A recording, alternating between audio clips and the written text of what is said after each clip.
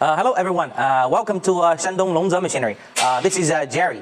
Now I introduce to you our pellet burner machine. It's this one. This pellet burner is for industry use.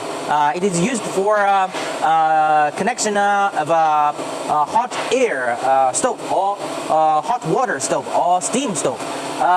This pellet stove used pellet as a fuel. The consumption is very low and it has a very big fire. The fire flame can reach almost 1,200 degrees, and it also can be used for making the steel.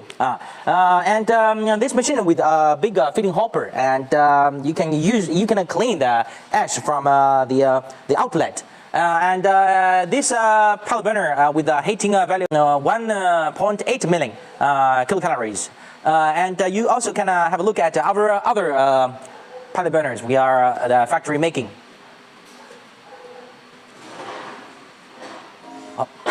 Okay, thanks for watching this video. If you were interested, please inquire us.